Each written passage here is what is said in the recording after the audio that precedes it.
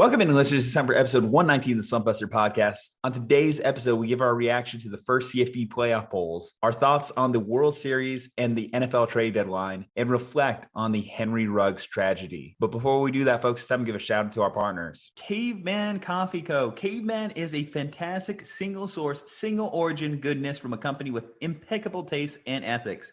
The people behind it are beautiful souls, and the coffee is delicious fuel for the never-ending quest to do better, be better, love harder, and enjoy deeper. Guys, I tell you, their Nitro Cold Brew is the perfect blend of energy and refreshment in the morning. Great way to start the day. But why stop there? They have their Mammoth Blends, which I highly encourage you getting.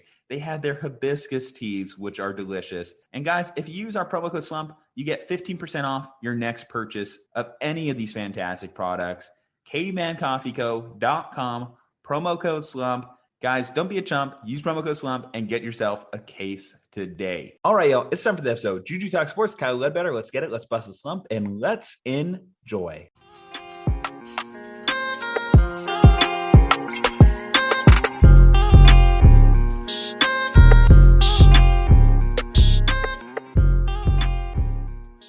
All right, Kyle. We have a loaded show. So what do we want to get into first? Do we want to go the sad topic? Do we want to go the congratulatory topic? Or do we want to get more into the analytics first? How do we want to start this one off? Oh, this is a good question. Let's do sad part out of the way first. Then we'll dip into other stuff and lighten the mood a bit. All right, guys. Well, I mean, you've probably heard it by now, but of course, there was a fatal car accident in Las Vegas early Tuesday morning. Henry Ruggs III, Las Vegas Raiders wide receiver, first-round draft pick from a year ago, was involved in the accident. We've got a little bit more details since this event occurred. According to Adam Schefter, Henry Ruggs was going about 156 miles on the road, has since been charged with a DUI arrest. There's not too much depth that I can really add to this topic, I'll admit. The main thing I just want to, of course, convey, we got to be smarter, guys. If you're going out having fun, and, you have too much to drink, this is where, especially if you're in a metropolitan area like Las Vegas, Nevada, Uber, Lyft, of course, a thing, that kind of gets me on this one. We know Henry Ruggs has more resources than the average citizen. So that one kind of bums me out there more than anything. I feel for the family. I feel for the person that lost their life, a 23-year-old woman, and her dog passed away in the car.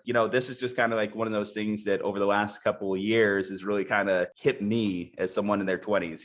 We're not bulletproof. We have a 27-year-old guy here, a 20-year-old guy here on this show, and you just start to realize we have a finite amount of time here. And I think the one thing to kind of like always think about is, just that was a pretty normal day for that woman as she got into her car that morning. That was a pretty normal day for Henry Ruggs as he got into that car that day. 1 minute, things could just change in an instant. So definitely appreciate your life while you have it. Do everything you want to do. We'll see as more details from this crash come out. Obviously the conviction, the charges. This is going to be an ever-developing story over the next year. The Raiders also released Henry Ruggs III. So the football side of things is just secondary currently at this point in time. But Kyle, I guess, like I said, just if you have any more takes, I mean, it's a tough subject here. Yeah. And I went for the grief eating right off the bat of trying to get the sad topic in here. But if you want to hear, I don't want to toot my own horn too much, but if you want to hear like a deeper, nuanced conversation around DUI as the larger picture, I feel like I did a good job with that over on Take It Easy from Wednesday. It's like 40 minutes long. So something that we won't be able to get into here on the podcast is like the larger societal aspects of this, where it's a tragedy, but when you think of it in the context of 10,000 to 11,000 deaths every year as a result of DUI, all of a sudden that becomes a statistic. So do we want to take the sports aspect of this and make a larger conversation out of it? Or do we have this be a personal story that we're hearing about and can empathize and relate to because the person involved is a person with name recognition, and dare I say a famous person who brings this conversation to the sports realm? So in that context, I think we have a larger societal conversation around it on Take It Easy if you want to tune into that. But in terms of just empathizing this and making it about a one-person tragedy situation, I think you articulated it pretty well, which is that there's grieving here, there's loss, and there's going to be some ramifications that come out across the next few weeks. And that's one part of the conversation. There's so many complex layers moving in and out. I was interested personally by how the organization would stand by not just an employee, but someone who they viewed as a valuable asset. I assume that the Raiders got more information than we have that, like you mentioned, has been leaking out throughout the day at the time that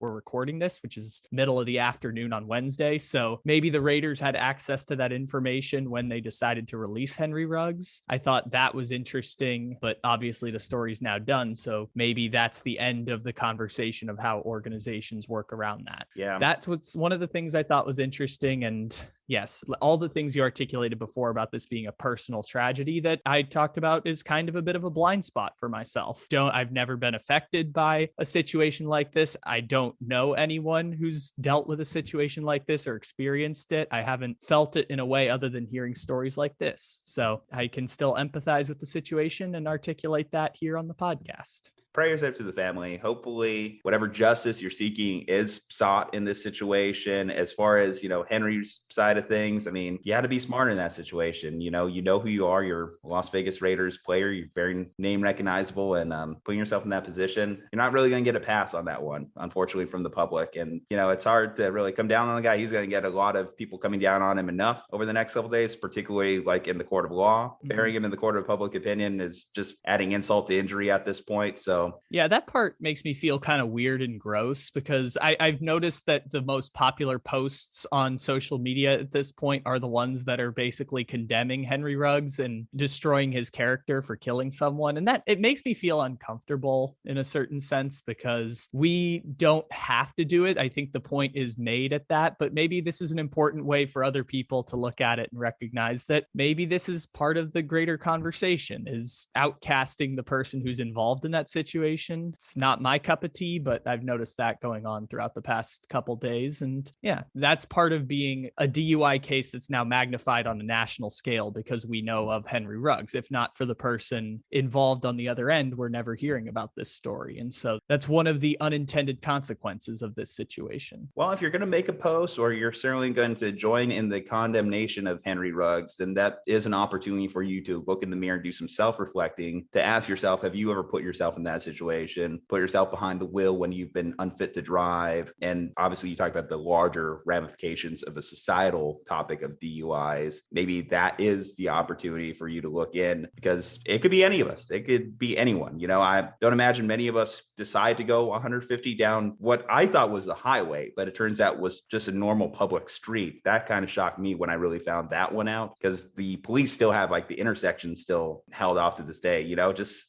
Just even driving, aside from the DUI, just driving, I will throw this out there, guys. I see a lot of crazy drivers here. Do you really need the extra 30 seconds of your time to jump ahead of a car when you're merging? Do you really need to zigzag in and out of traffic, drive 20 miles above the speed limit? Every time you enter a car, you're entering a moving missile. And that missile, when it makes contact, it goes boom sometimes. Aside from the drinking and driving element of it, just driving in general, we put ourselves at risk every day. If we can mitigate those risks, do everything you can, be more defensive drivers. I know there's a lot of people that just take that aggressive approach to driving. It's unnecessary. And, we saw a similar thing like that too happen just late last year with the Tiger Woods incident as well. Like anytime you're in a car, you're putting yourself at risk, you're putting others at risk. So just be courteous out there when you're on the road too, regardless of your sobriety level at said time. Yeah, everyone needs a refresher on that every now and then. Sometimes it's something that fades to the back of our mind because we haven't thought about it in a while. I'm sure most people have heard this before and think about this at least subconsciously. When anyone that's taken a driving class, right? Anyone that's had to watch red pavement or whatever it's called, red asphalt. Yeah, that's one part of it. We're going to reiterate the ABCs when a situation like this happens. And maybe that's a good thing. Maybe people just need that refresher, even for just a week or so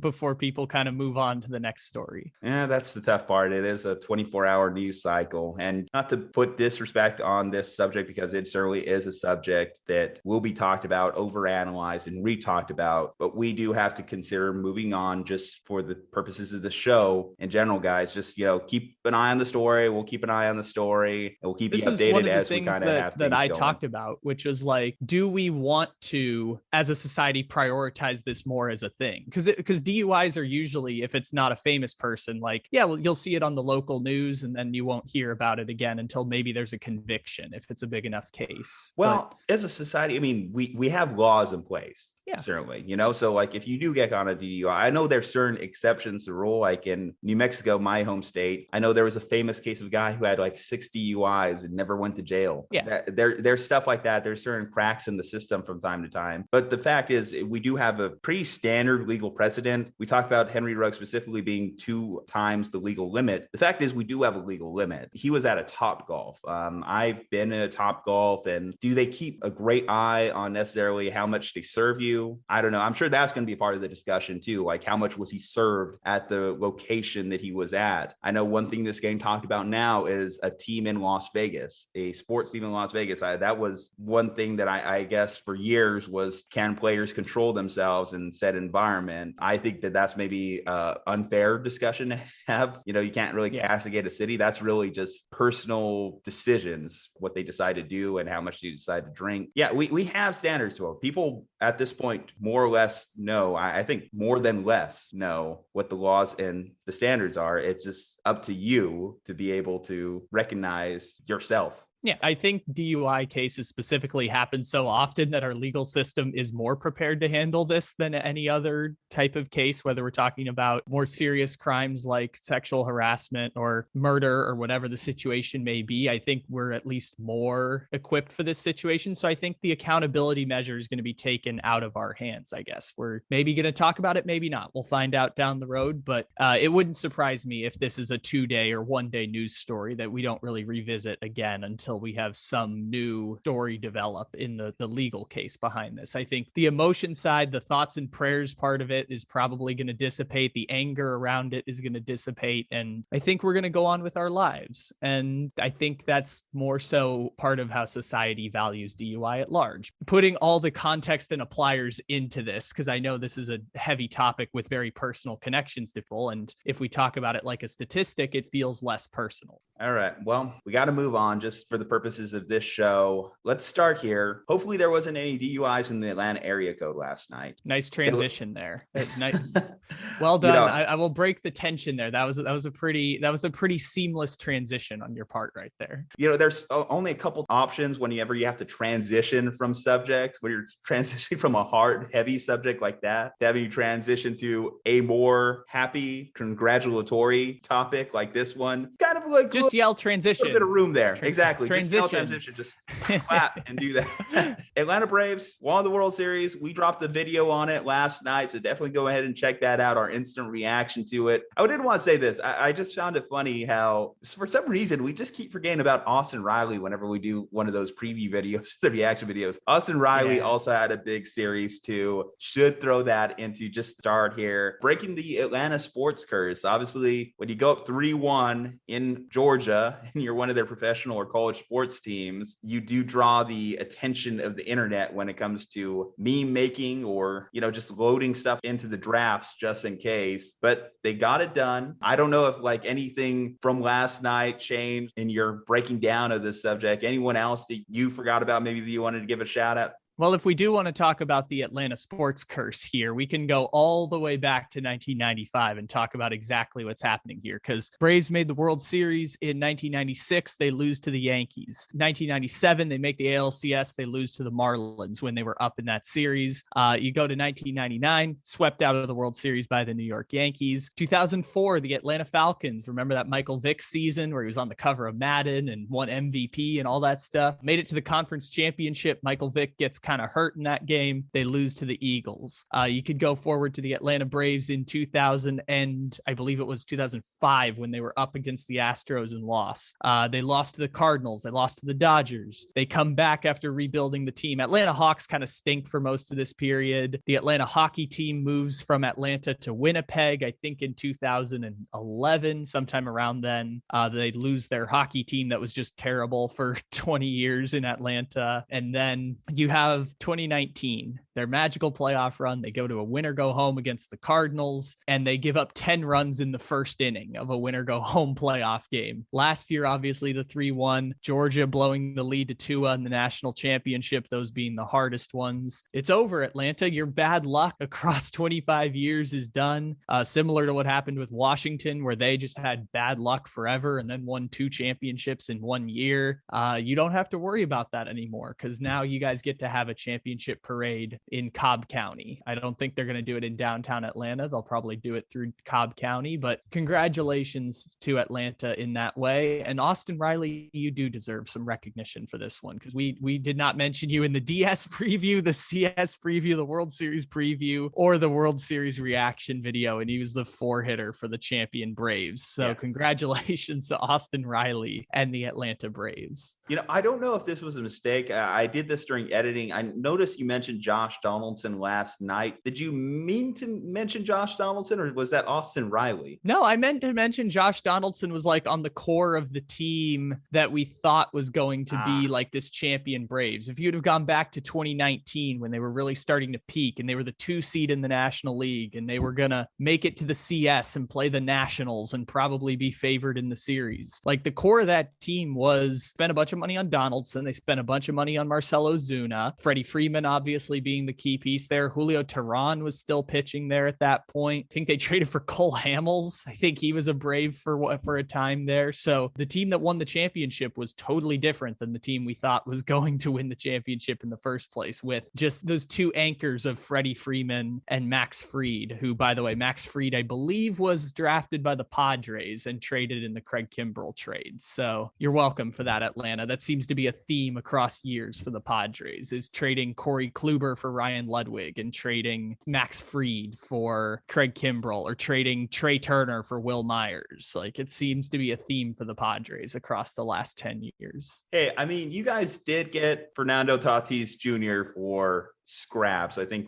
Jake it was Shields for just or something. James Shields. That was exactly it was just James Shields. And yes, for all of those failures, we also pulled off the greatest trade in the history of baseball across the last 20 years. So you win some, you lose some in the end. Did they officially give him MVP? I didn't keep much track of the MVP awards. I I don't think they've given out the awards yet. I think they do that well after the season is done, kind of like how the NBA does it, where they have like an awards show after the fact. I thought they gave Buster Posey the comeback player of the year already. That's why I thought I saw the awards get announced, but maybe they were saving them. I don't know. I know that they were still talking about Gold Glove favorites coming into the World Series. So maybe you're right. They're maybe a couple weeks away from announcing those. Yeah, it's a great win for the city, great win for Atlanta. It was a good series, a good run. Now I just kind of wonder if the Houston Astros are going to give up the World Series to any other NL East. Miami Marlins World Series in 2 years. Am I right? Not Miami. Maybe the Mets. I think the Mets are probably come on. The Mets, they can't even hire a team president or a president of baseball operations. They've struck out twice on that now. They can't hire a manager either, because they were also Carlos Beltran. Remember, he never got to manage a game before the sign stealing scandal. But they've had 2 general managers resign in disgrace now for the New York Mets. They're the best chance, because Philadelphia is worse run than the Mets. The Marlins are not even trying. Marlins aren't even in the same ballpark as the rest of the National League. I will say the Marlins actually have started build up together a solid pitching rotation that they will bring into the next couple of years. If they could ever just get some hitting, hey, free agency is coming up. Miami's been known in the past to go out there and just buy a bunch of talent just for like one championship run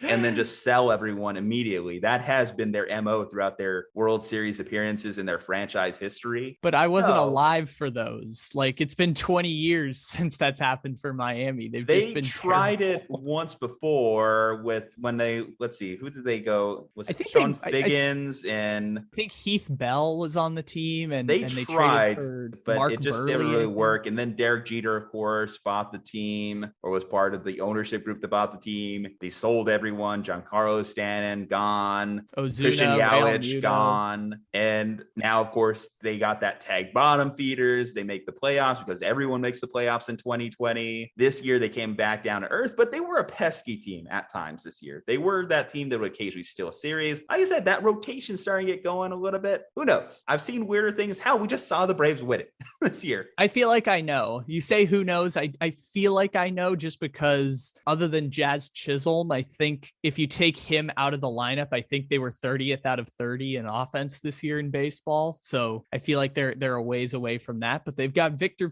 Mesa coming eventually. So maybe that'll work out. And they'll spend a bunch of money in the off season that might never come because we might have a labor shutout in baseball in the next month or so. By the way, Tucker Barnhart traded to the Tigers today. That was interesting because you can already start making trades. Wow. Yeah, apparently Tucker Barnhart's a Tiger now. So I'm surprised Cincinnati's starting to sell at this point. But yeah, apparently you can start making trades because Tucker Barnhart just got traded. I guess that's an appropriate transition to this. There seems to be more action MLB trades in November than the actual NFL trades in November because we only had a couple. I don't know how much these really changed these teams too much. Von Miller, who a couple weeks ago you mentioned, we forgot that Von Miller is good at football. And then after that, he decided to go immediately downhill again because he had that rough game against the Browns where he said, I'm just going to kill whoever's in that backfield, and got shut out against Jedrick Wills there on the left side. So with that said, he's a Ram now. The Rams just are immune to the salary cap. That's what that shows me. And they don't have a draft pick up until 2024. Their last first round draft pick, of course, being Jared Goff in 2016. How this changes the team,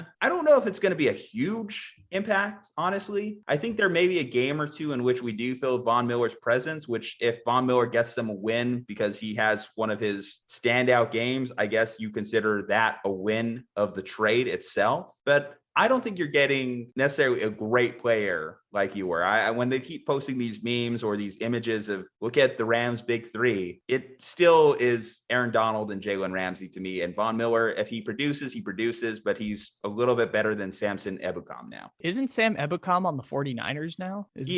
But like when I think about his production for the Rams and I think what Von Miller is going to provide for the Rams, I think that that's going to be a similar comp. Well, remember the week before this, it kind of went under the radar, but the Rams traded Kenny Young, their starting middle linebacker, to the Denver Broncos for like a late pick swap. And he was like the second leading player on the team, and it was moving cap around and stuff. So what they're asking is for him to be better than Kenny Young. This is courtesy, I think, of Mina Kimes on Twitter, if I remember correctly. But the stat that she threw out was that the Los Angeles Rams this year were the sixth highest blitzing team this season. They had to blitz the quarterback, sixth most out of anyone in the league, which is a sign that they weren't really great at applying pressure on quarterbacks. And so the fear is that if they can't rush with 4 or maybe 5, that a good quarterback like Aaron Rodgers or Tom Brady, who can get the ball out in under 2.5 seconds, was really going to mess with them come like a playoff scenario where they have that one corner in Jalen Ramsey, but the rest of the secondary is kind of like patched up here and there. They lost John Johnson, they lost Troy Hill, and they haven't really replaced that production much this season. I think they're ranked like 13th right now in DVOA on defense, which is not great considering you have the two anchors of Donald and Ramsey that are supposed to help keep your team afloat, which is a sign that their defense is probably worse than that ranking suggests. I'm more interested in this from the macro level of like roster building, because is anyone doing exactly what the Rams are doing, where they trade every single pick and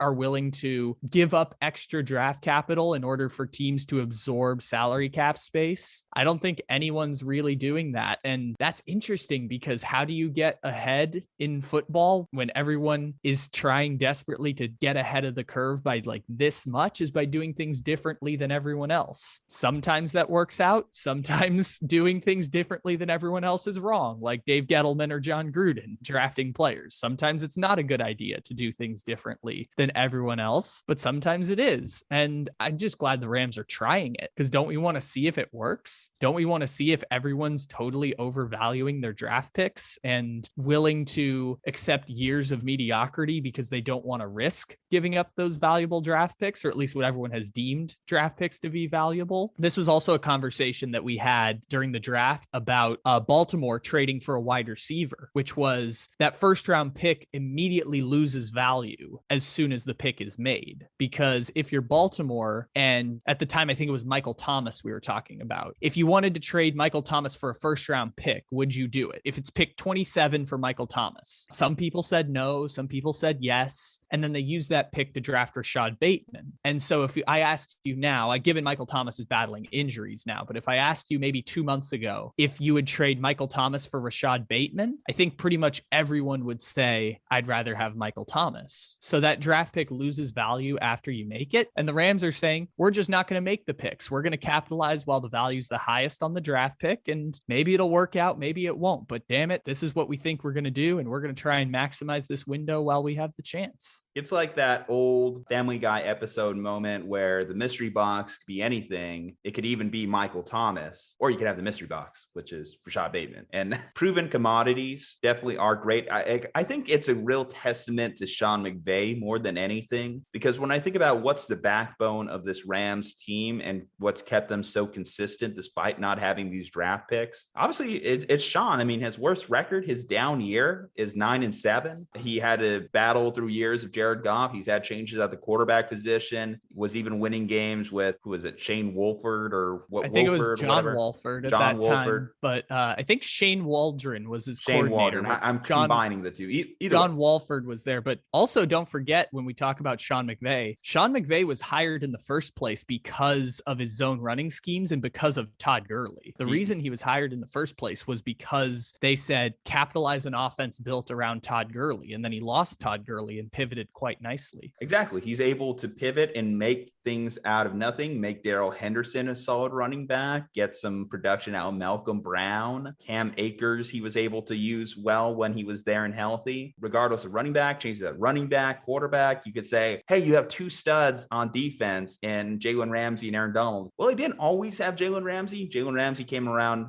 2 years into his regime. And then, of course, Aaron Donald, I think he missed a game last year. I think he missed a playoff game and they were still able to win that one. He has shown that he's able to win regardless of circumstance. And if I had that coach, I guess I feel a little bit more confident in giving up a first round pick, especially if I think that pick is going to be in the 20s to potentially 30s of the NFL draft. That's why I think the Rams, their attitude of being cavalier towards their draft picks is not too unfounded. And they're very confident in their strategy to be able to do it. How that works in 3 to 4 years when Matthew Stafford's towards the back end of his prime or outside his prime, how they pivot from there, we'll see, because of course, you start to value those as you have to think, man, do I have to draft a quarterback early? Do I have to draft like this special wide receiver, running back? You don't find too many star pass rushers late in the draft. When you think about like what you miss out on in the first round is when you get your tackles. The first round is when you get your star pass rushers. Most of the quarterbacks in the league, or at least our first rounders, you have the exception in a Tom Brady, a pick 199, a Drew Brees, a second round pick, but for the most part, Big Ben, drafted the top 10, obviously Trevor Lawrence, Justin Herbert, top 5, as they have to eventually. There's a few examples you can find. Like one that I talk about now is like Elton Jenkins, where he's like this stud lineman who was like a 3rd round prospect who the Packers reached on in the 2nd round. And it's like, oh yeah, he was the best player in his draft class, but doesn't happen. Exception, not rule. Exactly. I think is the thing there. In 2024, are the Rams still looking this good? We'll see. Will they have a Seahawks decline? Because the Seahawks, other side of the coin for them is that the Rams can always just trade those people down the line if they want to just gut the roster eventually, or Sean McVay and Les Snead. By the way, there's a fun Les Snead story at the very end of this too, because of that meme that everyone makes of him that says "fuck them picks" with the black and white photo of him. The Rams are selling mugs with those, and his kids bought him one of those mugs after the Von Miller trade. But anyways, Les Snead and Sean McVay might be like aliens from Independence Day, where they just drain all the resources and then hop to another planet or hop to another team. But even still, at the very end, you can pivot and maybe trade them. And if you win a Super Bowl, if you make it to an NFC championship, you could argue that that's a pretty damn successful run, given where the Rams were a couple of years ago and where they were when Sean McVay first took over the team, of going like 15 years without making the playoffs and moving to Los Angeles in a totally new market. Does Melvin Ingram provide anything to one of the league's worst defenses? Again, you said it there. It's one of the worst defenses. So technically, yes, can't be worse than what they have now, right? I don't think it's possible to be worse than where they are. Yeah, I don't know what to do with Kansas City at this point. It's rough pickings out there, but sure, it's only a 6th round pick. That's fine. And that's pretty much it. That's pretty much the 2 headliners of the NFL trade deadline. I really wish it was kind of like the MLB trade deadline, where we had a little bit more action. You saw a star move here, a star move there, but it's just really not. That's the kind of unfortunate thing. Zach Ertz. Zach Ertz was interesting. But I mean, I don't know. I guess I kind of forget about that one, or at least don't think of that much as a deadline deal just because it was a couple weeks off. I mean, the other story here is, of course, Deshaun Watson didn't get moved, which apparently there was a thing where he didn't want to settle on his cases, had a phone call with Stephen Ross, the owner of Miami, and they ended up just deciding to not make that trade. So that's an ever-developing story as well. I think obviously that's going to carry into the offseason. We may get more clarity on that situation with some of those cases wrapping up, or at least hitting court in March, I believe is the timetable that I've heard most often. So I believe legally his deposition is in February. And then after that, they'll move forward with maybe like giving him a court date or something like that. But yeah, I think, what's his name? Tony Busby, the lawyer for the women who are coming forward against Deshaun Watson, said that the Dolphins actually reached out and wanted to know about settlements and non-disclosure agreements, as if the Dolphins were like doing their due diligence on like, could we get 22 settlements, which is impossible at this point. You can't get 22 settlements because each person's case is so unique. And Miami, I guess, had a number of settlements where they had said if they had hit that number, then Miami would have been willing to cut a deal on the trade, which is very fascinating because from a legal standpoint, it's standard procedure. What's strange is that it's another organization within the NFL operating on an arbitrary clock of the trade deadline to make a move for Deshaun Watson. And it seemed kind of weird to hear that story. So I don't have all the information around that, but that was the lawyer's story coming out of the trade deadline around that case. Well, the tough thing there is none of us have any of the information there. We're just kind of waiting to wait and see. And I guess we'll wait and see until next year what happens with this Deshaun Watson stuff. I guess we also have another one here, and he's not cut today. So I think that's notable. Odell Beckham Jr. is still brown. A day after his father released on, I think, his Twitter or something, a video of Baker Mayfield missing or not throwing to Odell Beckham. That's kind of one of those crazy things. Not just a video, though. It was a 12-minute video, which is, I don't know how, I haven't seen very many Twitter videos that are 12 minutes long. That takes a long time to process. So I love the idea that he's like sitting in front of his computer and just watching the little process bar go. And he's like, all right, we're almost there. We're almost there. Yeah, you have to kind of wait for that one. That's true, because you can't really close the app or it doesn't load properly. And then that I've been in those moments too, waiting for the video to load. But that's crazy, man. Like, how do you kind of reconcile that if you're Odell and Baker? Because now it's like, okay, I know what your dad thinks of me, and I know your dad probably thinks this of me because of you. Because who's having those conversations? Odell Beckham Jr., Odell Beckham Sr. Yeah. The news that just came out: Odell Beckham's no longer with the Cleveland Browns. They've sent him home. They haven't cut him yet. He's just going to basically be away from the team now. So that seems to be the conclusion here, is that they're going to try and either just send him home and not pay him and cut him in the offseason, which, by the way, when we did Take It Easy back in the dull period of April, one of the stories we did was on Odell Beckham. And it was, if you look at his contract relative to when the opt-outs and smaller numbers are, the Browns were never going to move him this offseason. I know there were rumors like he would go to Tampa, but the Browns were never going to move him this offseason because it would have just been too much of a dead cap hit on their part. They will cut him at the end of this season, is my prediction. Unless they think it's gotten so bad that they need to just cut their losses and move on. They'll finish the season with Odell Beckham playing or not playing at this point because he's been asked to go home. They will finish the season with Odell Beckham and then cut him this offseason and absorb like a $12 million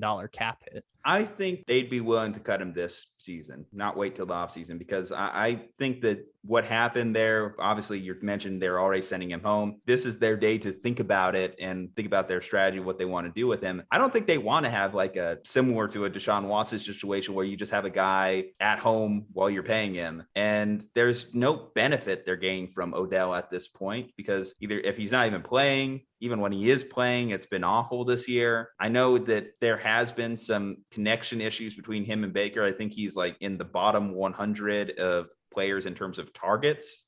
So I could understand his frustrations. It's just one of those things too. I think when you're like an athlete at this, I don't think people realize this. We kind of talked about the Jackson Mahomes, Brittany Mahomes things. And yes, we dissuade people from coming after them like in the way they do. But when you are such a public family member or friend, you do kind of speak for the person that you are in the corner of. I kind of wonder what that conversation was or what was going through Odell Beckham Jr.'s dad's mind when he was doing that, because you know how this is going to look. I mean, I follow Ezekiel Elliott's dad on Twitter. Ezekiel Elliott's dad said, I'm frustrated with the Cowboys. You best believe that that's going to be like some big time news stories. So certainly Odell's dad had to know what he was doing with this. And I think Odell knew what his dad was doing. Oh, but not only that, Odell Beckham Sr. has some clout, because if you've ever seen Friday Night Lights, the movie, one of those Texas high school football teams, the star wide receiver, is based on Odell Beckham Sr.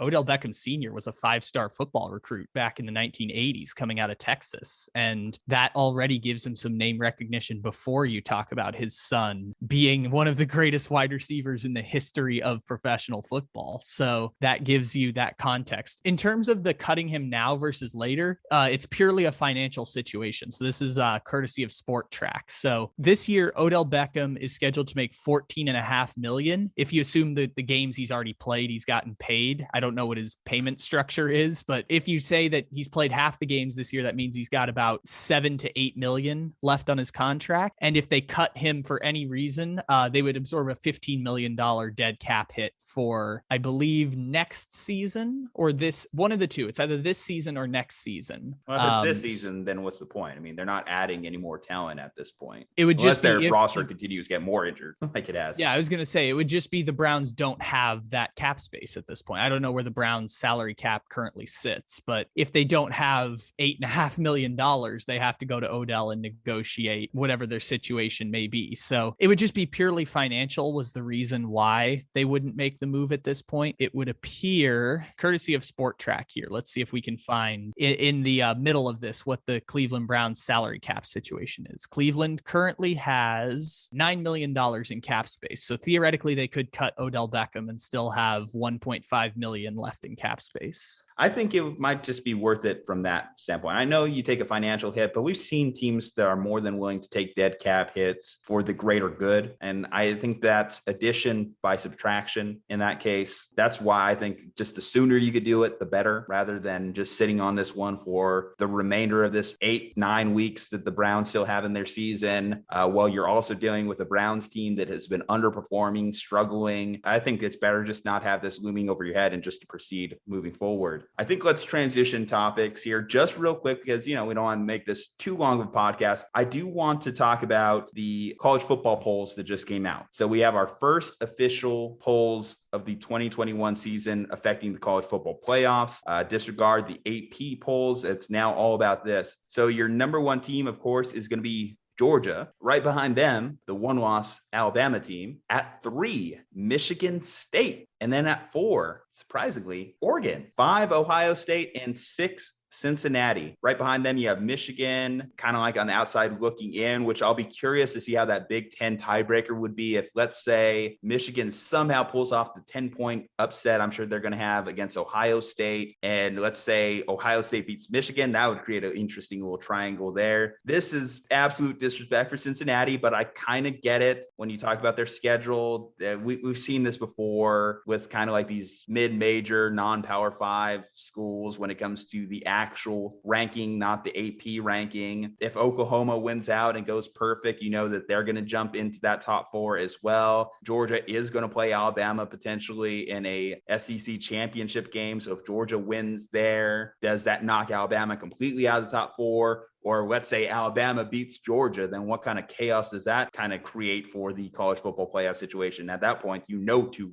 SEC schools are making it. First initial take on the polls that came out. We'll get to the Cincinnati stuff at some point here, because even though I am a person who currently owns in my closet behind me a 2017 UCF National Champions t-shirt, because the UCF Golden Knights were the undefeated national champions of 2017. Even so, I do think it was a fair ranking of Cincinnati, but we'll get to that in a second. Where I just started off, I thought was interesting is that there are 8 teams left who can currently make the college football playoff. That is my grand takeaway from this. There are only 8 teams that can still make it to the college football playoff, according to the College Football Playoff Committee. That is Georgia, Alabama. Number 3 was Michigan State, Ohio State, Oregon can still make it. Now we're getting into the territory where you have to win out to get in. So Cincinnati would have to win out to get in. Oklahoma would have to win out to get in. And finally, of course, we have the Wake Forest Demon Deacons, of course. They have still Clemson, alive. right? So on their schedule? Yes, they do. They do still play Clemson. I think they play North Carolina this week, so it might be over by this point, but I still believe in the Deeks, the 8-0 Demon Deacons, who, fun fact, have not won more than 8 games and have not lost more than 9 games. So they've been between 3 and 8 wins for 17 consecutive seasons. And this year they are finally going to beat that and maybe have a double-digit win season, unless they lose the next 4 games and a bowl game. They will finally break the 17-year long streak of mediocre Wake Forest football, but they're still in the playoff race here. In terms of like the actual poll, I think Oregon was probably the one that surprised people the most, which I think is just as simple as they're the only team in that group at the top that has a win against a top 5 team, which is Ohio State. So the committee is valuing that big victory with a bunch of teams after that who have not beaten great opponents. Michigan State just got that win against Michigan last week that propels them to number 3, which, fair or not fair, I think Michigan State was probably going to be in the top 4 of the first ranking, considering they're an undefeated Big Ten team with a top 10 victory. It's interesting because Oregon is only ahead of Ohio State, not based on resume, but just based on the head-to-head victory, which is, we don't know what to do with either of them, but we know they're better than Cincinnati. So that's kind of how things broke out. If I were doing it, I probably would have done Georgia, Alabama, Michigan State, Cincinnati 4, maybe Cincinnati 3, Michigan State 4, and then going Oregon, Ohio State, Oklahoma, and Wake Forest and everyone else. Michigan's just there to be there at this point. Michigan's going to lose to Ohio State and they won't be in the conversation I think even if they beat Ohio State, I don't think they can get into the college football playoff at this point, because they would need 2 Michigan State losses to win the conference title. Perhaps, but and depending on the fashion, I guess they beat Ohio State too, because that's also factored into these things, style points. Yeah, that would still make kind them of impact it. Wouldn't that still make them a 1-loss team that doesn't have a conference championship though? Because unless Michigan State loses to Ohio State and, I don't know, like Indiana, then Michigan State's going to win the Big Ten title. Hey, Michigan State has Purdue on their schedule, my friend. They do?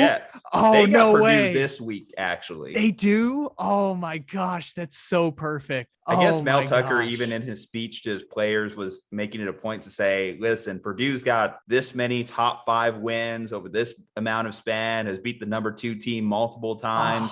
So let's not take them not seriously. So this makes me so happy. You have no idea how much this just brightened my day that Michigan State has the Purdue game this week. I don't know if Purdue's ever gotten the Magic twice in one year, but damn, it would be so great if they lose to Purdue. Apparently they're one of the top passing offenses in the nation, so they could pretty much be pesky for any team this particular year. So hey, that's an option if you're a Michigan fan and you're still holding out hope there. It's still dependent on you obviously winning out for all these teams. If you win out, it's an easy scenario here. You're Oklahoma, you win out. Caleb Williams has been rolling ever since he got inserted in the lineup. Then you're in for it. Ohio State, just win out your remaining schedule. You're in. Oregon, like you mentioned, that's a thing that, yes, they have the really bad loss on their schedule against a really bad team, but head against Ohio State is coming up huge for them. I know since that game, and this is one thing you talk about kind of makes this a little bit more nuanced when you talk about that head-to-head. I know they lost their starting running back that was going off in that Ohio State game, if I'm not mistaken. Yeah, CJ Verdell, shout out 619. He's from San Diego. So makes them a slightly worse team than the last time they faced Ohio State. But I mean, hell, they went in to their stadium and kicked their ass. I don't think they'll do it. I don't think the committee will do it. If Oregon wins out, I think they get in over Ohio State. I think Oklahoma supersedes both of them if Oklahoma wins out, because they play, I think, Baylor and then Oklahoma State in the next couple weeks, which are both top 15 games. Mm-hmm. And they'll play whoever in the Big 12 title, which will be another good win for them. So Oklahoma, I think, controls their own destiny more than Ohio State and Cincinnati do. who. Oregon, I'm just counting on them to lose at some point. I think it's going to happen. Don't know to who, but that's just how the Pac-12 kind of works. Georgia beats Alabama. Do they take a 2-loss Alabama team? Oh no, they won't take a 2-loss Alabama team. This is assuming Alabama wins out. Georgia can lose to Alabama in the SEC title and they'll be fine. Georgia controls their own destiny. Alabama controls their own destiny, which they'll play themselves, obviously. So someone has to lose that. Georgia could lose that game and still make it. After that, I think Oklahoma's in the best position. If Oklahoma wins out and undefeated conference champion, they're good. Then technically Michigan State, but I think I'm counting on Michigan State to lose to Ohio State in my mind. Maybe that's unfair of me to do considering how good Kenneth Walker is. By the way, Kenneth Walker, who transferred to Michigan State from Wake Forest. So imagine if Wake Forest had that dude playing on their already undefeated team this year. 5 touchdowns against Michigan. Absolutely powerhouse of a running back they have there. Disappointing for Jim. That was a loss that I'm at. Like, I was disappointed in the Longhorns for losing to Baylor that day, but I think I was more disappointed in Michigan for losing that game to Michigan State, especially because they were up, they had the lead, and Kenneth Walker just dominated. Like, I think legitimately Kenneth Walker may have surpassed Bryce Young in my mind for the Heisman. I'm fine with that. I don't think there's enough separation at the quarterback positions this year. It's been a down year at quarterback, and Kenneth Walker to be on this Michigan State team that, again, a year ago only had 2 wins. Even in the shortened COVID year, only had 2 wins. He's on this team now, and they're 7-0 or 8-0, I guess now. 8-0 going into some big games down the stretch. If they retain their undefeated record, and Kenneth Walker's a big part of that, I don't think there's any stopping him for the Heisman. Yeah, and I'm fine with that. I'm usually the guy who's like body of work sample size, but also in college football, there's not as many games, and like there's only a few that really matter because you only play 12 games and half of them are against like McNeese State or something. So I'm fine with the one game, like just watching that. I think everyone was just wowed by Kenneth Walker. It's like, oh, not only is he going for 5 touchdowns and 200 yards, they're just not even touching him in the secondary. Like, it's just no chance. So I'm fine with just giving him the Heisman based on that and that alone. Like, it's fine. We don't really have anyone that wows us away for the first time in 7 years. So sure, what the heck? Let's give it to Kenneth Walker. Let's give it to a running back from a school that I don't know if they've ever had a Heisman Trophy winner. Why not? If Wake Forest did go undefeated, who would have to lose for them to get in? Because it still is technically a Power 5. I know we don't talk about the ACC, but if they go undefeated in a Power 5 conference, you never see a undefeated Power 5 champion not make it. They would need 2 of these 3. They would need Oklahoma, Oregon, and I guess technically Ohio State, but Michigan State is also, they play each other. So I would say they would need Ohio State, Oregon, or Oklahoma, 2 of those 3 for Wake Forest to get into the playoff. Still rooting for you, Cincinnati. Oh yeah, we never came back to that. I thought it was fair. I would have probably put in 4, but I get it. This is where I'm just at with, I want college football expansion more than anything. I want there to be, at least give me 8 teams. I would love a 16-team bracket, to be honest. I'm on that side, but at least give me 8 teams, because 4 teams, it just doesn't do it for me, especially in a sport like football where we say any given Sunday, any given Saturday. I know the big argument that people are saying, oh, well, do we need more games? We see blowouts all the time. I don't know. I want to see if a team can pull an upset. Give me at least the opportunity to see it on the field before I just make assumptions about what can happen. Did I think the Jets were going to beat the Cincinnati Bengals this week? No, but things happen in football, and I'd like to see at least them play out in a head-to-head contest. And give me more teams. I think the enjoyment of the playoff is not for us to figure out. That's for the people who make the money to figure out how many games they want to do there and whether or not it would dilute the product or what TV ratings are. If you better than the New Mexico Bowl, man. Even so, if you do an 8-team playoff, so let's say those teams I mentioned, let's have an 8-team playoff. So Georgia's going to play Wake Forest in the first college football play. Georgia's going to be like an 18-point favorite in that game. Actually, Georgia would play Oklahoma in an 8-team playoff. Oh yeah, I just Alabama would face Michigan. Yeah. No, I just kicked Michigan out altogether. We're going purely off this. Michigan State would face Cincinnati now, and Oregon would face Ohio State in a rematch. Those are 4 games I would watch. Of course, yeah. I think we'll watch any top 10 match. We all watch Penn State and Iowa, so I think we'll watch any top 10 matchup they put in front of us. That's the point.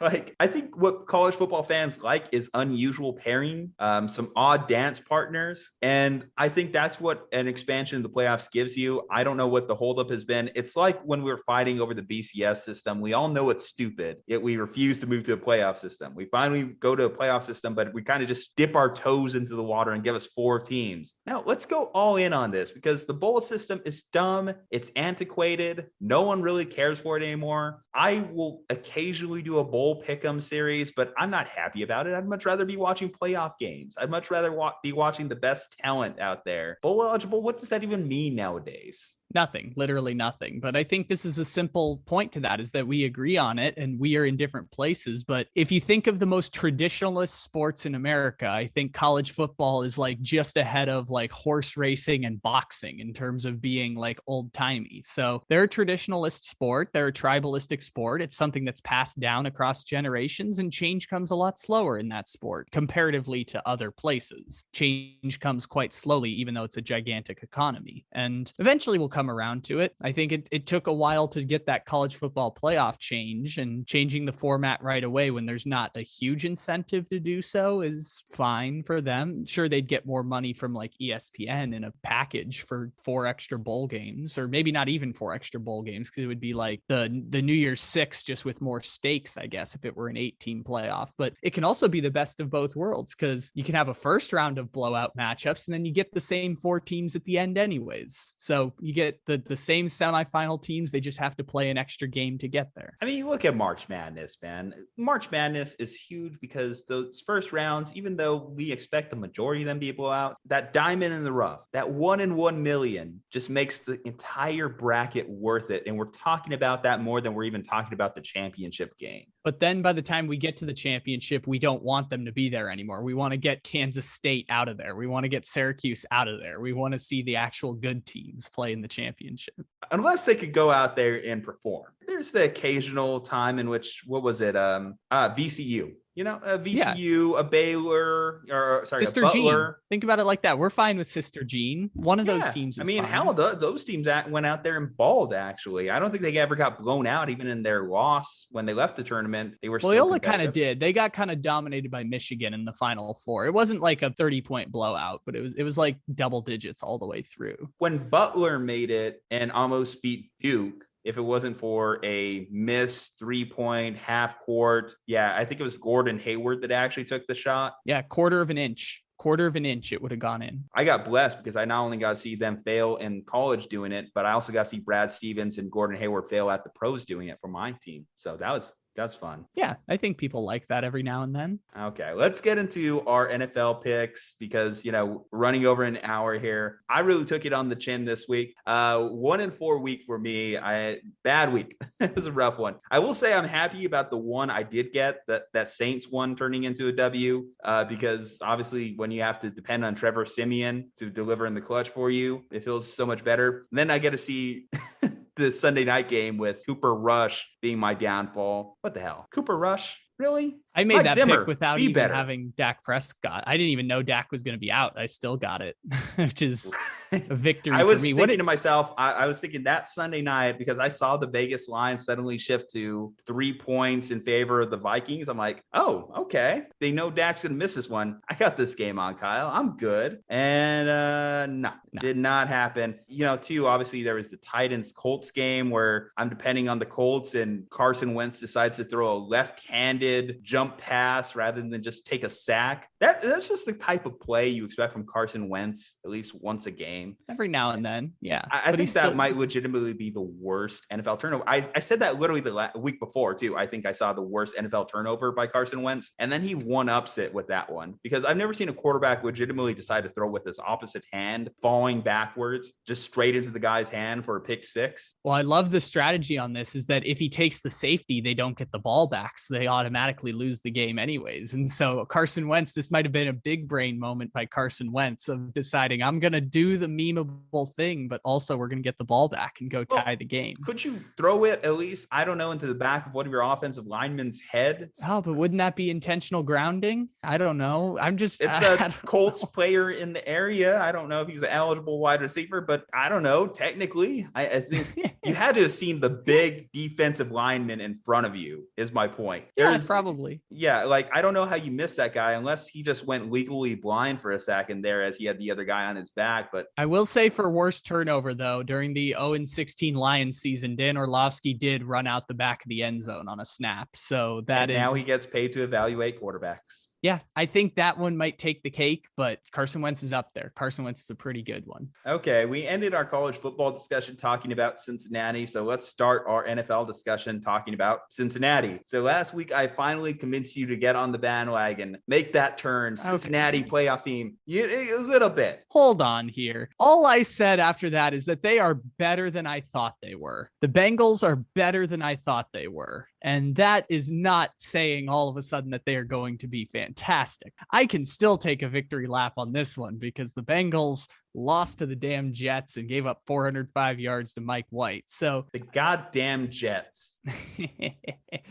Should I go into this? I'll start the analysis there. So sure, let's take it. Cincinnati is a 2.5-point favorite going against Cleveland. Yeah, so this is interesting. The Cleveland side is more interesting to me, but I'll start with the Bengals here. The Bengals and Chargers are in the same place right now where not myself, but everyone else as a society did the thing where they start changing the expectations of a team based on the start of the season. So the Chargers all of a sudden are AFC West conquerors and the Bengals are the number 1 seed. And if you go back to the very start of the season and say, hey, Cincinnati Bengals, hey, Los Angeles Chargers, you are going to make the playoffs in 2021, both those fan bases would be elated. That would be a massively successful season. And so those expectations shouldn't change all of a sudden because there was a super hot start or super cold start. Because remember, the Bengals could be really bad right now. If they have a 1-pick difference from the Dolphins, they have Tua and Jalen Waddle and everything's falling apart right now.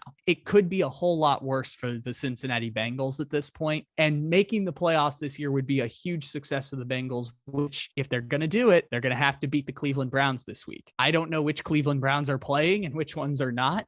So with that being said, I am still going to take those pesky Cleveland Browns, despite the fact they are 2.5-point underdogs. I'm kind of leaning on Vegas on this one because I don't know who's playing and who's not for Cleveland this week. Baker Mayfield is basically playing with a completely torn shoulder at this point, and he's only playing because he does not have a guaranteed contract for next season. The Browns declined his 5th-year option, I believe, and Baker Mayfield did not come to an extension with them because he wanted to have a prove-it season, and now he has to play a prove-it season through a big injury and his running back room being depleted and losing a couple offensive linemen here and there, although I think Jedrick Wills and Jack Conklin are both back now for Cleveland, so that should, make things a little bit better. I just don't know what to do with that evaluation of Baker Mayfield, and I think I'm just kind of like kicking the can down the road on the Baker Mayfield conversation because we just don't know what he is at this point, and we don't know what the Browns are. Jarvis Landry played awful last week and dropped passes left and right, which was kind of shocking because we don't expect that from Jarvis Landry. So I just don't know what to do with the Browns at this point, but I feel good about them to win against the Cincinnati Bengals because if you put that team on paper next to the Bengals team on paper, I would take the Cleveland Browns, and the fact that they're slight underdogs means I would have good value on that game. So I'll take Cleveland, even though it sounds like I'm hating on the Bengals a little bit. I do like Cleveland this week.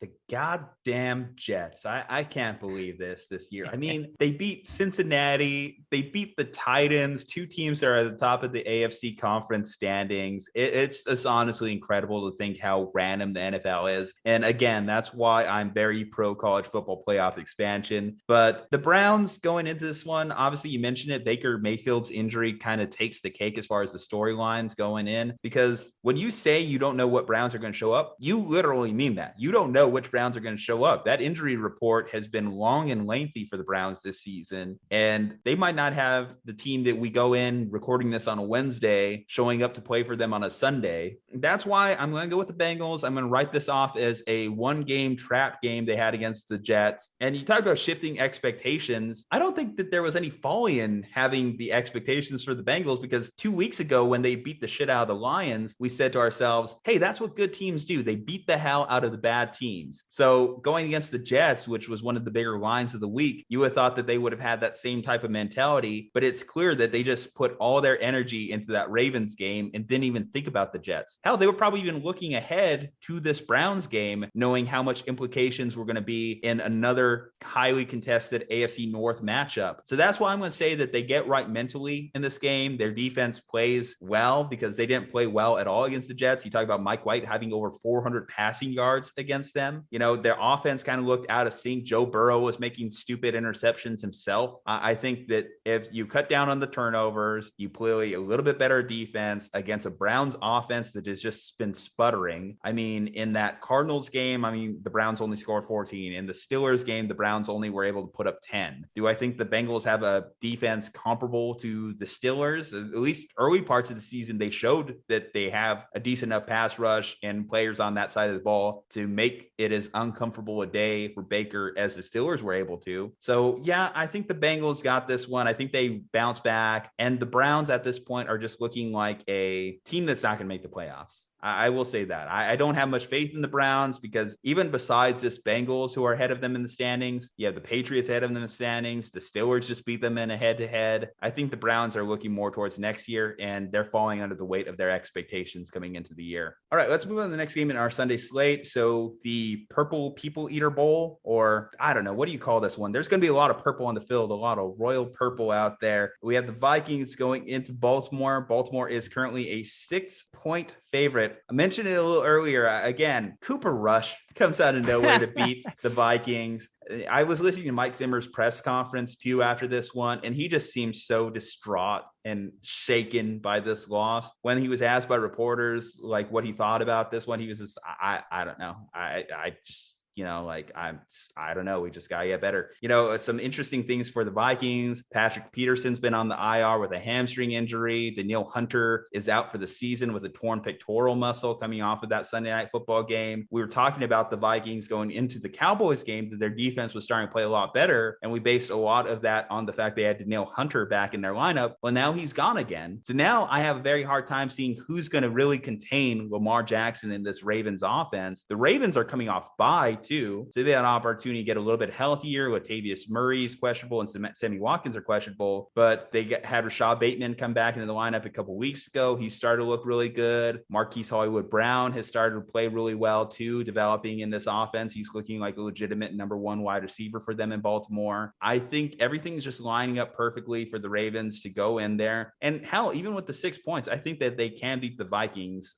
by that standard, because the Vikings defense is going to be struggling going into this one. This is going to be a big Kirk Cousins game. Thankfully for Kirk Cousins, he's not going to be in prime time. He's in the right window for him to succeed. That 11 a.m. Pacific time start time window. I think that is perfect Kirk Cousins territory, but he's just going to come up just short. He's going to be in that, as you call it, Kirk Cousins purgatory this week. Yes, which is why I hate that the spread is 6 points, because that's exactly the point where Kirk Cousins purgatory exists, is that Kirk Cousins is always and forever will be, as he was last week against the Cowboys, down 6, 1 minute to go, no timeouts, length of the field left. It used to be Phillip Rivers purgatory. Now it's Kirk Cousins purgatory. It doesn't matter whether you're playing Cooper Rush or Mike White or Patrick Mahomes. It's just, he's always going to be down 6, 1 minute to go, length of the field, no timeouts. It's the permanent purgatory of Kirk Cousins. I too am going to take the Baltimore Ravens. I think the Ravens are going to score at least 30 points in this game. That doesn't preclude the Vikings from also scoring 30 points in this game, but but I feel very good about the Ravens scoring that many points, and maybe the Vikings get held to like 14 or something, and this ends up being a Baltimore blowout. The Viking season is over. I would like to just check that off and say it's just about done here. Maybe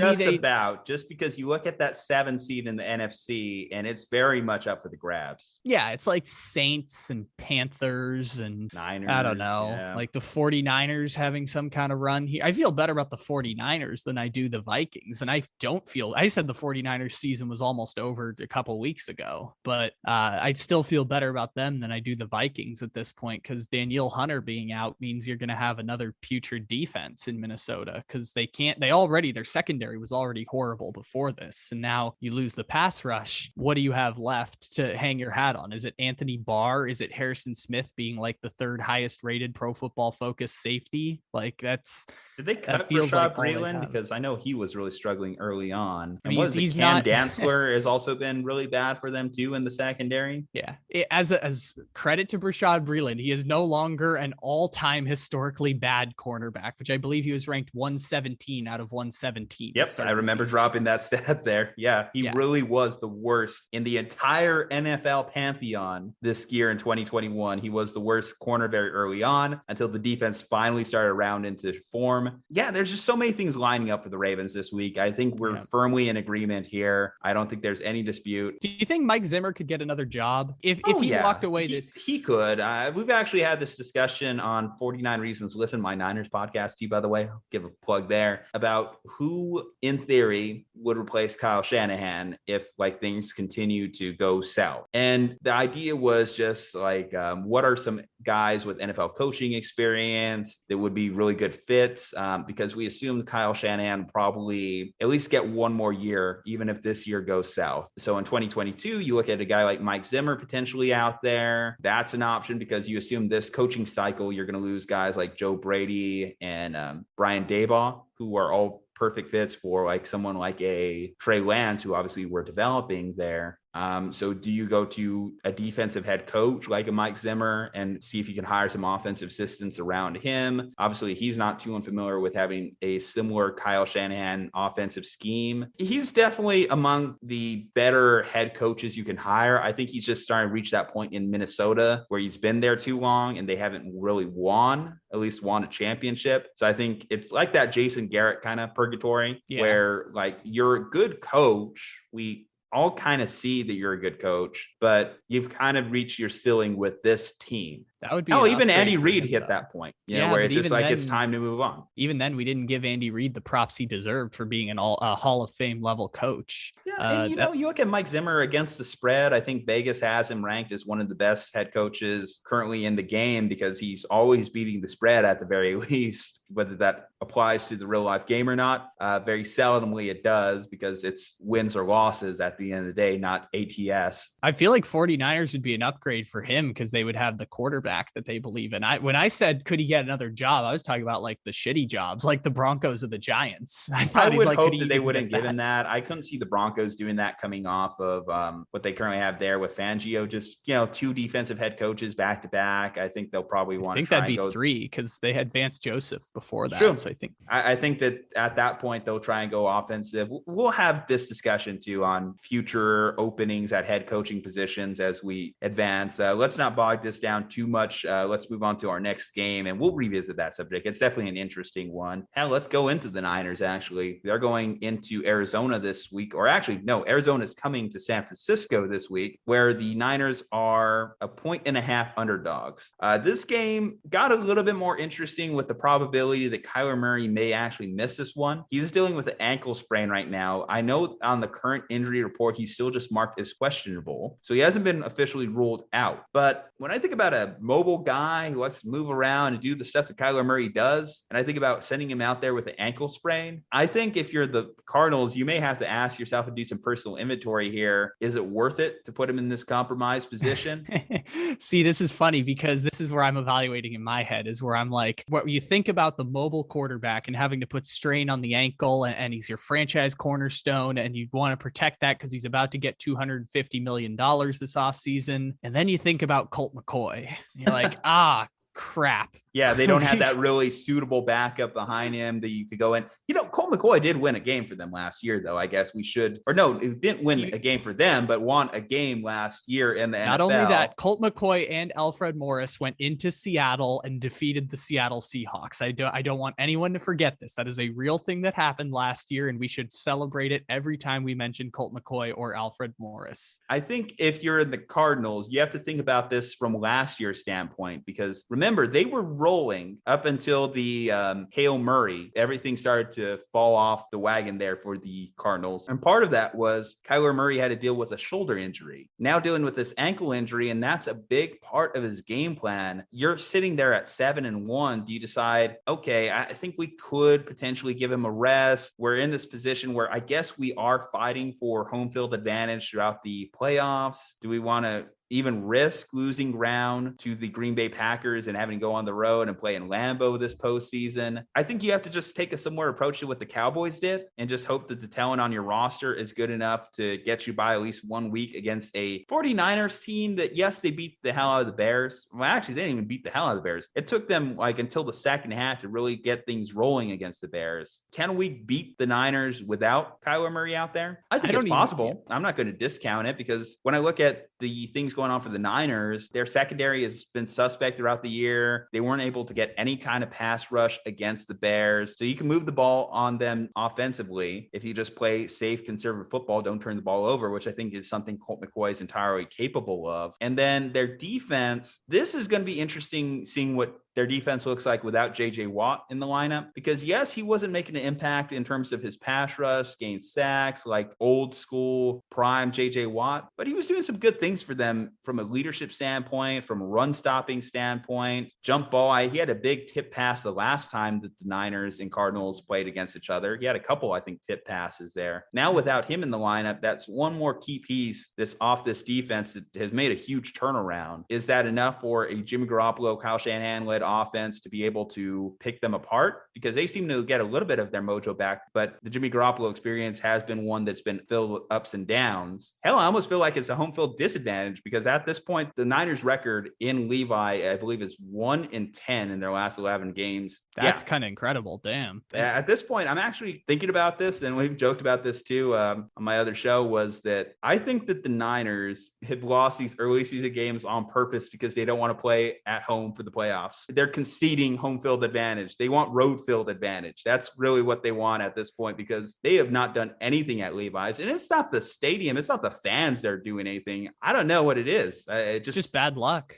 I guess you run into the wrong team at the wrong time. You have to start Nick Mullins through a majority of that stretch. You have absolutely no home field advantage in terms of fans last year, because Santa Clara was one of the more stricter areas in terms of crowds during the COVID pandemic. Well, they went to go play in Arizona for like 2 months. You had to go play in Arizona. You literally get deported out of your own stadium for a month. So yeah, those factors, Levi's has not been a place that's kind to them. They can't go 0-4 at home. They just can't do that. I think I'm going to go with the Niners here. They play the Cardinals well. Last game, it was a 17-10 margin. Obviously, I mentioned the key pieces are missing for the Cardinals defensively and potentially offensively if Murray's out. I think that's enough just to give the Niners a win and go back to 4-4 this week. We're against each other again here. So I've got the Cardinals for the second time because it has served me well. You picked the 49ers a couple weeks ago, and I picked the Cardinals, and I got that victory here. So that turned out quite nicely for myself. I know people who are like the traditionalists, any given Sunday, it's all about being 1-1 or 1-0, which has been the Cardinals mantra of every single week. We're trying to go 1-0 this year, but secretly it doesn't matter whether they win or lose this game. Protect Kyler Murray at all costs.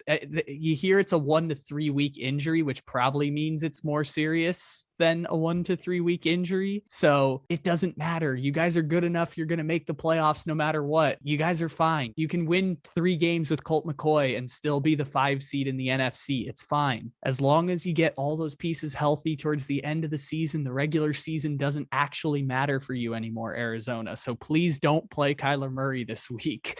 I want to protect, even if it sacrifices his MVP campaign, don't play Kyler Murray this week. And even still, I'm still taking the Arizona Cardinals because you convinced yourself that the 49ers are just purposely trying to get the 7 seed so they don't have to play at home, and not that they might not even be good enough to be the 7 seed, but they'll sneak in because there aren't 7 good teams in the NFC this year. Who knows? Maybe the 49ers, this is all a ploy and they'll go win the Super Bowl from the 7 seed instead of being kind of mediocre. But I will say, to your guys' credit, coming off of the best offensive game of the season last week, the Bears defense has been good in the past. I think they're a little less than they've been in past years, but they had Khalil Mack out. So you do take that as kind of one of those little notes. And then also Eddie Jackson went out very early on in that game. So the Bears did come in a little bit more hindered than their traditional Bears defense that we think of when we think going into that game. Of course, you still have ballers out there like Akeem Hicks who are causing chaos, but the offensive line played well. You know, everyone came together. Deebo Samuel's just making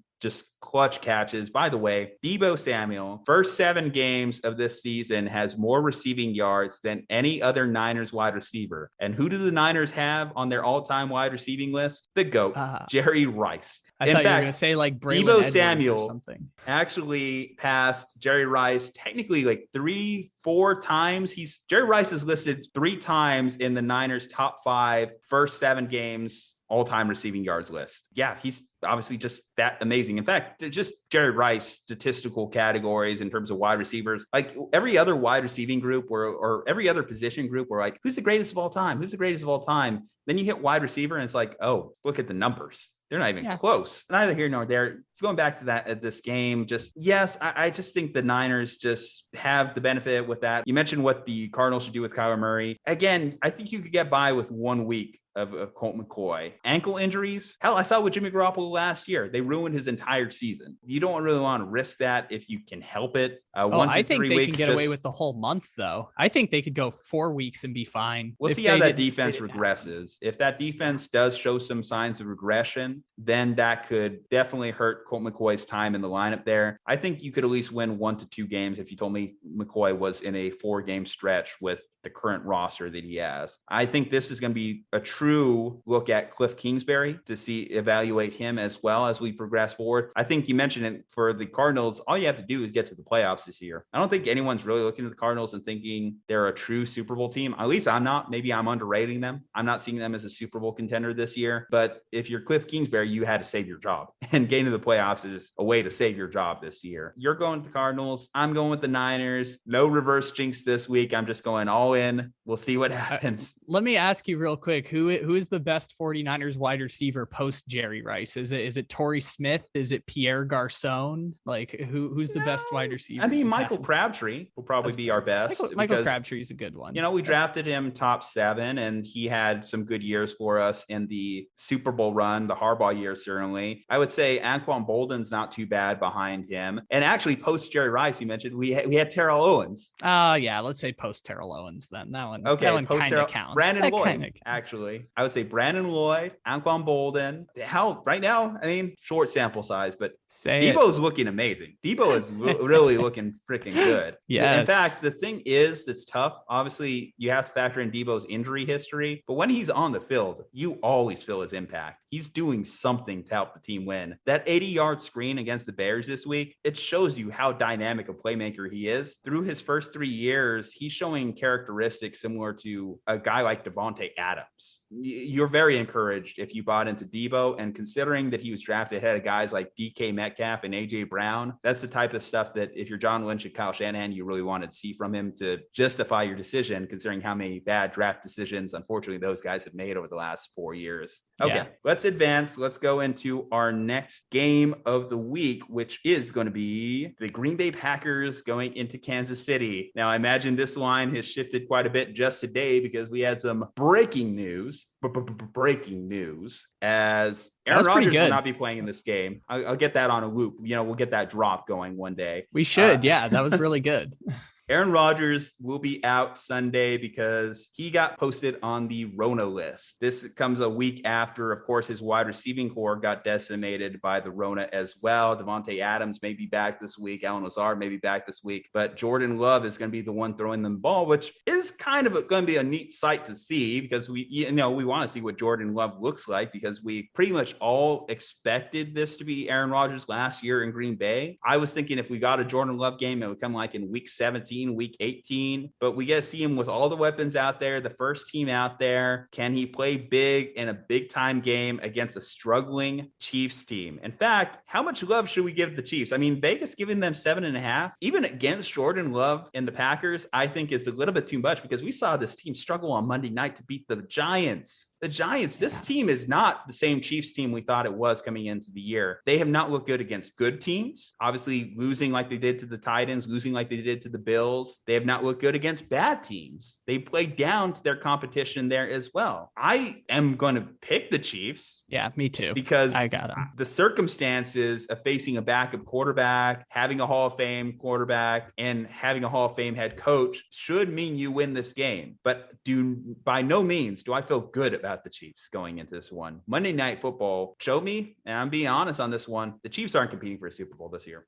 They're just not. I look clutching at my pearls right now. How dare you do this to the great Patrick Mahomes? How dare you disrespect him in that regard? I don't believe 3 to 4 teams in the AFC that all are competing for a championship. No, you can't do this. You can't do this to my boy Mahomes.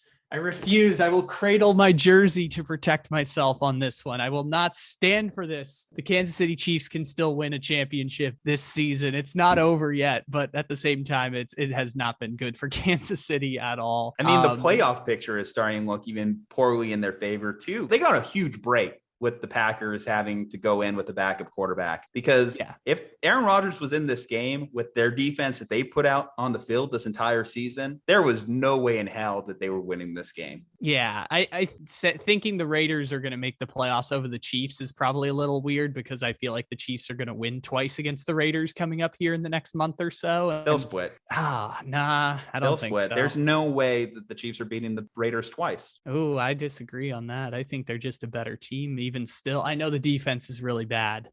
It's rough pickings out here. I know they held the Giants to 17. I would argue holding the Giants to 17 can be classified as a bad defensive game. You just look at the Raiders' body of work. They have been playing good football in every single game they've been in. Even the games they've lost, they've been playing good football offensively and defensively. I know they got a lot of exterior stories, but I think they still split with this Chiefs team. The Chiefs have not shown me anything throughout the season that makes me believe in the Chiefs of old. I don't want to get averaging like 35 points a game for the first 5 games of the season. No. No, there was one game against the Eagles there where they blew them out, and the Eagles have been a bad team. The Chargers defense, there are holes in the Chargers defense that you can exploit in the type of game that led into that. The Ravens defense has been bad throughout the year too. The Ravens have allowed multiple 400-yard passing games, so you can score on the Ravens. I guess probably their best game might actually be against the Browns, but they trailed by multiple touchdowns in that game, and the Browns should have beat them in week 1. Yeah, they should have for sure. Kansas City is in this group of teams that we don't know what to do with in the AFC. Like Baltimore and Buffalo, we know they're really good. And then after that, we're trying to figure the rest out from there. Like we're pretty sure we know who the playoff teams are going to be. It's going to be the Titans as the 3 or the 4 seed. It's going to be the Chiefs. It's going to be the Chargers. It's going to be the Bengals maybe. And then there's going to be a 7th token team in there. I'm not sure who it's going to be right now, but it could be, Cleveland. It could be the Raiders. It could be, not the Colts. Sorry, Colts fans. The Patriots, maybe. Like we're trying to figure all of this out as we go along with the AFC. And I don't think it fares well for Kansas City that they don't have the wins at this point. Like Kansas City's just gotten unlucky in some of these, like the Clyde Edwards-Helaire fumble, of course, being the big one that I think of where they would be 5-3 right now. And that's going to make things easier for Kansas City. But even still, I feel like they'll be good enough to make the playoffs. They can be beat any given week. They can be beat by Jordan Love theoretically, but I wouldn't go as far as to say the Chiefs are not playing for a Super Bowl this year. I think even if they believe they're playing for a Super Bowl and they're not good enough, they're at least trying to. Oh, that's a different conversation. Mentally, I believe they do believe they're playing for a Super Bowl. I believe Patrick Mahomes in his heart of hearts believes he's playing for a Super Bowl. I just don't think they have the horses to win it this year or compete for it this year. It's hard for me to see them going against Buffalo or Baltimore or Tennessee. Obviously, we'll get into what happened with Derrick Henry here in a little bit when we talk about them. I just haven't seen them really compete against these good teams in a way that makes me have faith in them. We'll see how they do against the Raiders next week. They do face the Raiders in week 10. So that will be a good barometer of how they stack up against playoff teams moving forward. But they've gotten very lucky scheduling wise that after these tough losses, there's always been an NFC East team, or there's now been a team with a backup quarterback. Because if they had to face another tough team coming off of their loss the previous weekend, and they could have lost that one too, and then they're 2 games under 500. They just got some reprieve that they should have had a cakewalk game against the Giants, and they couldn't even capitalize there. Yeah, it's a weird time for Kansas City. Before we move to the next game, I would like to say with the Aaron Rodgers situation, isn't that kind of weird? Like Aaron Rodgers gets like Eastern medicine style vaccination and that doesn't get approved. And so he's backlogged some fines around that. I feel like Wait, so he's unvaccinated? Yeah, Aaron Rodgers applied for an exemption of a apparently something different than a vaccination. I don't know exactly what it was. I know Aaron Rodgers is super into like Eastern religion and Eastern medicine and stuff. So I don't know exactly what it was that Aaron Rodgers claimed was a separation from a vaccine, but Aaron Rodgers was very quietly unvaccinated and we didn't know about this. And now we find out in a way that is kind of weird because he's going to miss a game because of it. And I think we're all just kind of blindsided by the situation. But doesn't it get worse too with unvaccinated players? I believe that they have a 10-day minimum that they have to be out. Yeah, that's why he's already been ruled out at this point. Is that yeah, and this is happening here on a Wednesday. In theory, that could keep him out till next Saturday. I might be wrong, but I thought they had a bye week after it that's going to protect him from that. Okay. No, they play Seattle next week, which I guess, hey, at least you're playing a Geno Smith-led Seahawks team at that point. So even if you have to roll out Jordan Love 2 weeks in a row, you have potential to get a win there. Hopefully you can even beat a team like a struggling Kansas City team. But similar to what we had with the Cardinals, like the Packers are fine with or without Aaron Rodgers at this point. The only games that matter for the Packers are the 3 in January or 4 in January. But they do want Lambeau. It's one of the more unique home field advantages that they have over every other team in the league. And certainly every other team in the NFC, that they could have Lambeau in January, where you have an Arizona team who's not used to those conditions. You have a Rams team that's certainly not used to those conditions. The Bucs are the only team that can go up there because you have Brady, who's played in those conditions for 20 plus years. You have a lot of teams that are unprepared for those circumstances if they have to play in Lambeau in January. So that's why you ideally want him out there. Unlike Kyler Murray, of course, they're not holding him back from anything aside from now he's barred from doing it by the NFL based off his decision to not get the vax, which, I mean, that's his call. You know, if he costs his team home field advantage because of it, well, that's going to be one that Aaron Rodgers is just going to have to put on himself at that point. Yeah, it's just weird from a leadership standpoint. And I don't know if Aaron Rodgers cares about that anymore because he seems so unhappy in Green Bay right now. So I don't know whether he cares about the general sentiment of the Packers, but even still, like just from a leadership standpoint, kind of weird that we didn't know about it and that Aaron Rodgers is kind of fading at this point. But again, I don't know if that's what Aaron Rodgers prioritizes at this point. I think that's just like Tom Brady versus Aaron Rodgers in terms of their mentalities about what they want out of this. I mean, Tom Brady, I think, was one of the first prominent athletes I know that got the vaccination because he was like, I don't care. This is all about winning for me. Yeah. But even I'm reading listening to Seth Wickersham's book right now. And that last year in New England where Brady like had a worse completion percentage than Trubisky, 2019, where they lost to the Titans, similar type stuff was going on behind the scenes that we just didn't hear, where Brady literally is quoted saying like, like, what the bleep am I doing here when he's getting ready to play that playoff game? And he just, I think there was one receiver who like would mess up a route all the time and he just didn't have the motivation to correct him on it like a coach would. He's like, what am I doing? I don't have the motivation. I don't have the love here. I feel 1 foot out the door already. And I feel like a lot of that's probably happening to Rodgers because he is probably 1.5 feet already out the door in Green Bay at this point, but also has a pretty good team. All right, well, let's advance into our last game of the weekend, just relatively close to that 2-hour range. Titans are going into Los Angeles as 7.5-point underdogs, and I'm okay with that line. I'm going with the Rams just out the gate here too, because similar to talking about Aaron Rodgers being out of this game, similar to talking about Kyler Murray being out in his game, Derrick Henry is the heart and soul of that Titans offense, the heart and soul of that team. You know how many times that Derrick Henry erases a bad play call because he's just such a dynamic athlete that he can do that pretty much like a good majority of the time, because I have no faith in Todd Downing as an offensive play caller. Now there's going to be a lot more pressure on Ryan Tannehill, Julio Jones to finally get things going this year. AJ Brown's finally been starting coming around since he's gotten healthier, but you're just not going to replicate the production that Derrick Henry brings you with Adrian Peterson or Jeremy McNichols. We talked about it in fantasy this week. You're not finding a Derrick Henry on the waiver wire. Nothing even close to a Derrick Henry on the waiver wire. So you talk about the real life game. There is nothing close to that 6'5", 250-pound bulldozer that has 4.4 speed that could just run through grown-ass men and embarrass them week in and week out. Hell, against the Rams, he even could give Aaron Donald a run for his money. He could run over Aaron Donald. You don't have anyone in that backfield now that can do that. And if you're telling me that Ryan Tannehill has to drop back 50 times in this game to replicate that production on offense, I'm going to tell you that's a losing strategy against the Rams, because now they added, obviously I diminished the value of adding Von Miller earlier in this podcast, but you do have another pass rusher back there. If those guys could just pin their ears back and go after Ryan Tannehill, then that's going to make for a long day. And you also factor in Jalen Ramsey can just erase your top target in the game, could just erase whoever he's guarding, whether that be Julio or AJ Brown. I do lean towards Brown based on the fact that Julio has been pretty much a non-factor in this offense this entire season. Nothing is lining up for the Titans to pull upset in this game. They've come off some great victories, but their streak ends here in Los Angeles going on the road Sunday Night Football. Weird that they have a streak, because I didn't think the Titans were that team coming into the season, but good on them for